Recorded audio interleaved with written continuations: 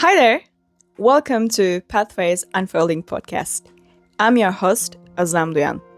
This podcast is a space for sharing experiences, learning journeys, reflections, and genuine conversations around yoga, Thai massage, wellness, and personal growth.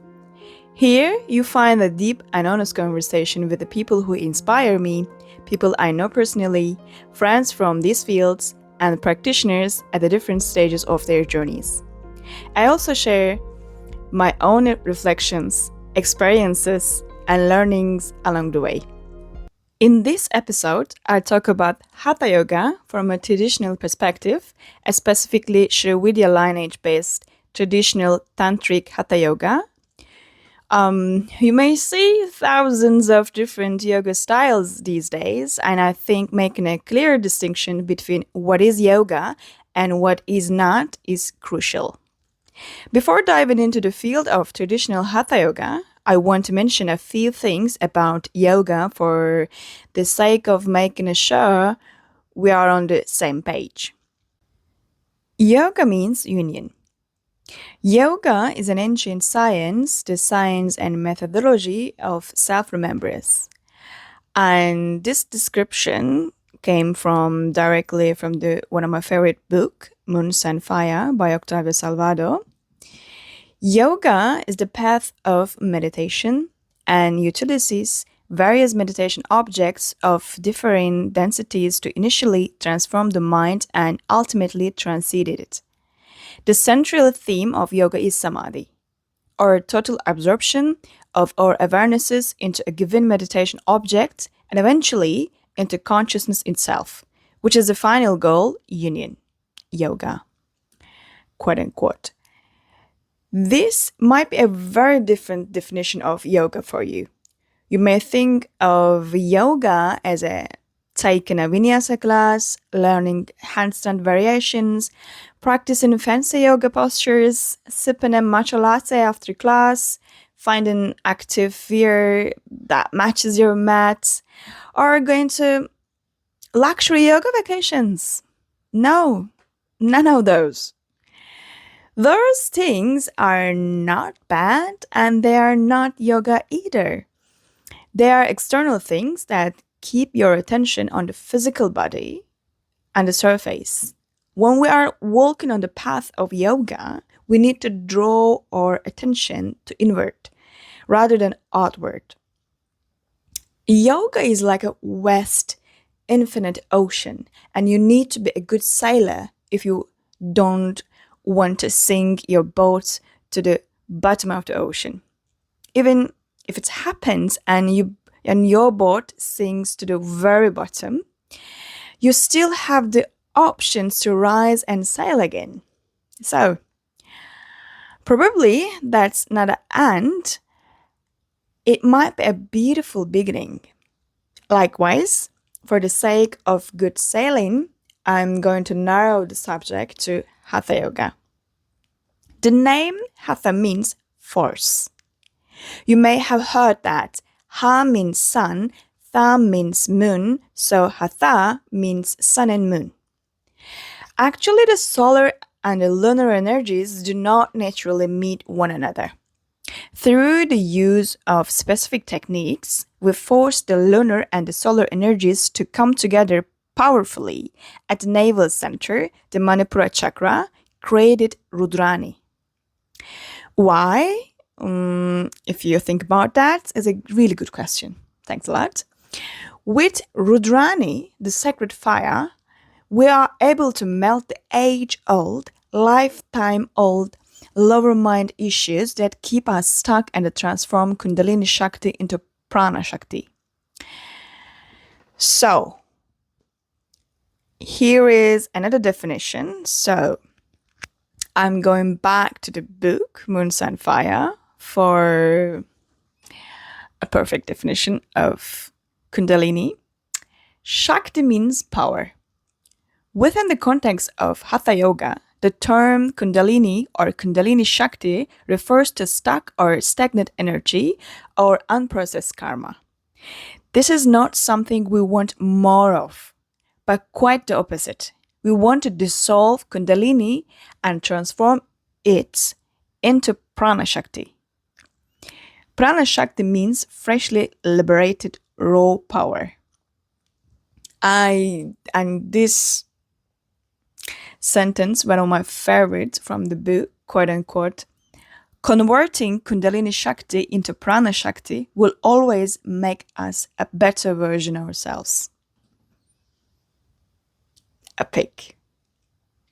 At this point, if you need to pause for a moment and rewind the record to listen again, take your time. I'll be waiting here. No rush. So, welcome back, dearest gentle listener. The initial question is, do I want to be flexible or free? In modern yoga, which is what we mostly see and experience in the world today, the primary focus on body. Is the body flexible enough? Aesthetic enough? Or how can I learn a handstand? Can I do handstand in a week or so? Then other thoughts kicks in. I can't do yoga because I can't even touch my toes. I don't look like those yoga influencers. I'll just meditate while lying in the bed instead, and so on. Almost as if yoga equals an Eastern physical exercise routine. Nah. We live in very materialistic, capitalistic world, so the result is not surprising, of course. Yoga would be a beautiful reminder that the body is not the problem maker or the obstacle. Our bodies are perfect as they are. The problem is the mind. That mindset keeps us trapped in the endless loop. Those lower mind, unprocessed karma dramas, and the constant rumination are a perfect field for yoga to work with. Every one of us has some degree of that rumination, and this, my friend, is a perfect reason for practicing traditional Hatha Yoga. I keep emphasizing traditional Hatha Yoga, yes. So ask yourself, how do I feel after a yoga class, whether in a studio or online? And yes, our bodies may feel some tension release, but what about your mindset, your mood? How do you feel energetically? And finally, was it something you needed to do or something you wanted to do? Don't rush. Give yourself time to answer those questions. And check in with yourself before and after every yoga classes you take. Yes, even take some notes in your notebook or on your phone. Observe yourself not only physically, but also energetically. And more importantly, observe your mindset. In traditional Hatha Yoga, we are looking for a crystal clear mind and a vibrant, powerful body. In our lives, we have many responsibilities to ourselves, our loved ones, our colleagues, other people in our communities, and the environment and the world we live in. So, we need a powerful body to fulfill those responsibilities. We also need a crystal clear mind for making decisions, taking the right actions, and seeing the truth with our own eyes. Think for a moment, okay? What if we have very agitated, exhausted body and a foggy mind? How do we show up in our lives? How do we fulfill our responsibilities? And who wants to be around someone with a foggy mind and a tired body? Well, you might already know the answer. Good then. And one of my favorite example I'm going to share with you. Imagine you have a beautiful clay pot for cooking delicious meals. Think about the process of making that clay pot. It starts with the soil, not just only soil, of course. Then it becomes mud, and it's time to shape it. The first couple of attempts, maybe more than couple of, might not be good, and that's okay. Keep trying again and again. If at this stage you pour some milk into the pot and try to drink it, you may end up with a food poisoning. Not because of the milk, but because of the pot isn't ready to hold it yet. To properly cure and bake a raw clay pot, you must follow a slow, controlled heating process. True pottery requires a high temperature clean over 1,000 Celsius degree. You may not have a proper clean, but either way, you must follow the protocol. After firing, inspect the clay pot. Has the vitrification process, the transformation of a clay into a glass-like ceramic, being completed properly? Is the clay pot ready for cooking? If everything is in order, now is the time for pour milk into the clay pot and place it over an open fire to warm up or even boil the milk. From there, you may simply enjoy warm milk or continue by making cheese or yogurt. And because now the clay pot won't crack, it's strong enough to withstand the open fire. So, traditional Hatha Yoga makes us into a clay pot that is strong enough to withstand the open fire. We are like a clay pot that need to go through the proper process actually, to become strong enough.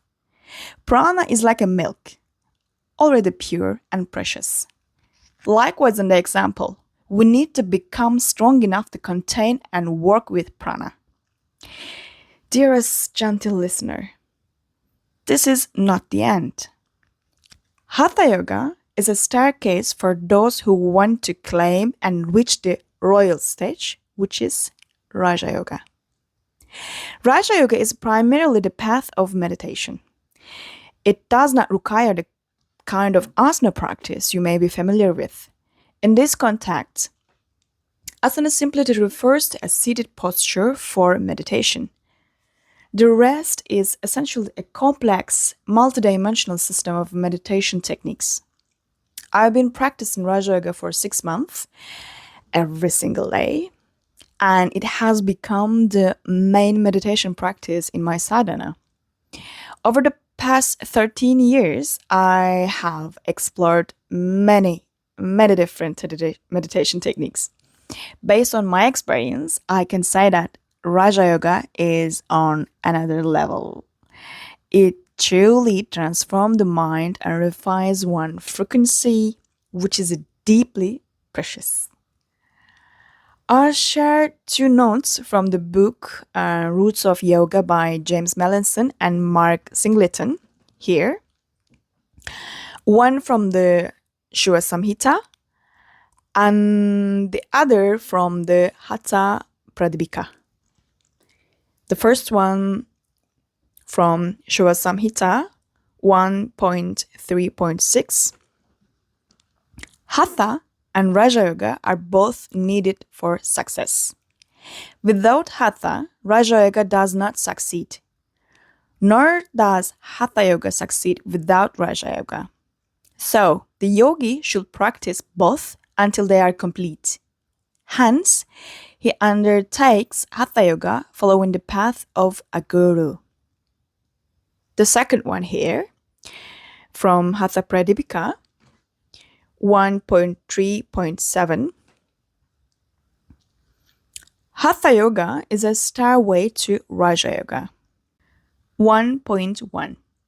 Salutations to glorious Adinath, who taught the science, Vidya, of Hatha Yoga.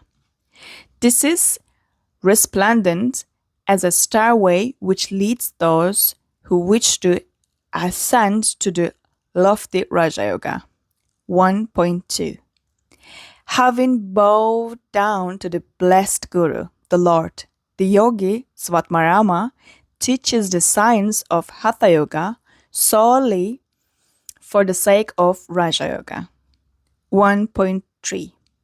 To those ignorant of Raja Yoga, because they are lost in the darkness of multiple doctrines, the compassionate Svatmarama offers the light on the Hatha Yoga. Hatha Pradipika. 2.77. At the end of the breath retention in Kumbhaka, make the mind free of spark. Through practicing yoga, thus, one attains the Raja Yoga state. 3.122. Posture without Raja Yoga, breath retention, Nisa, without Raja Yoga. The yogic seal, mudra, even though it is wonderful without Raja Yoga. These practices are not good without Raja Yoga. So, epic. An epic. Just, if you need it, pause and rewind and re-listen. After reflecting on all of these, whether the information was familiar or entirely new, what stays with you? How do you now understand yoga, traditional Hatha Yoga and modern yoga? I spoke about my latest sadhana in the previous episode 1. If you have not listened to it yet, I highly recommend doing so, as I share my first-hand experiences of practicing traditional Tantric Hatha Yoga for almost 3 years. I also teach traditional Hatha Yoga, both online and in person, and it's truly beautiful to witness how this practice affects practitioners' minds and improves their quality of their lives. In August 2026, I will offer an online Hatha Yoga moon practice. If you would like to learn more or join, you can send me a message on Instagram at Duyan Özlem. It's my account. I will also include the details in the description box. For those who would like to continue exploring, I also recommend 2 books. The first is Moon, Sun, Fire by Octavio Salvado. Octavio is my teacher, and I cannot recommend his classes enough. His studio, The Practice, is located in Canggu, Bali, and also offers an online platform called TPO Pro. The second is Roots of Yoga by James Melanson and Mark Singleton. I read this book a couple of years ago, and it remains one of my favorite yoga books. Both authors are remarkable scholars, and if you would like to study with them, you may also explore the yogic studies. Well, dearest gentle listener, thank you so much for staying with me until the end of this episode. I am truly grateful for your time, attention, and interest in yoga. And all new episodes will be released every 2 weeks on Friday. I truly hope you enjoy the episodes, and I genuinely love to hear your feedback and thoughts after listening. Feel free to reach me out. I share Instagram accounts at the pathwaysunfolding.part and also my personal account Duyan Özlem. Don't forget to subscribe, share, and stay tuned for upcoming episodes. See you soon.